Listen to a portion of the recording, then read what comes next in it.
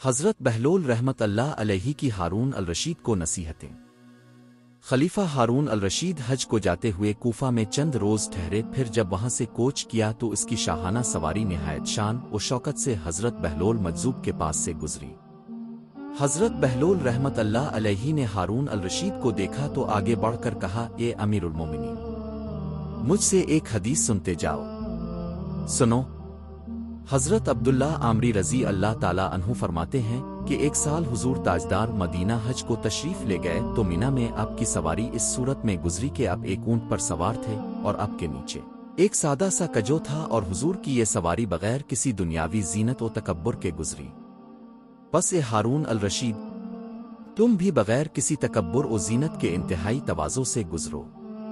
یہ حدیث سن کر ہارون الرشید رونے لگا، کہا، اے بہلول، کچھ اور امر بالمعروف کی تلقین کرو۔ بہلول رحمت اللہ علیہ نے فرمایا، اے امیر المومنین، جس شخص کو اللہ نے مال و جمال عطا فرمایا ہو اور وہ شخص مال میں سے فی سبیل اللہ خرچ کرے اور جمال میں عفت قائم رکھے تو اللہ تعالیٰ اس کو اپنے مقبولہ میں شامل کر لیتا ہے اور اس پر اپنی رحمت کے دروازے کھول دیتا ہے۔ ہارون الرشید نے کہا، احسنت بہلول۔ پھر کہا، اے بہلول، اگر تم پر کسی کا کچھ قرض ہو تو بتاؤ تاکہ میں ادا کر دوں۔ اس کے جواب میں حضرت بہلول رحمت اللہ علیہ نے کہا، بادشاہ، قرض کے ساتھ ادا ہو سکتا ہے کیونکہ تم اپنے نفس کے مقروض ہو۔ بہتر ہے کہ آپ اپنے نفس پر جو خدا کا قرض ہے اس کی ادائیگی کی فکر کرو، میرے قرض کی فکر نہ کرو۔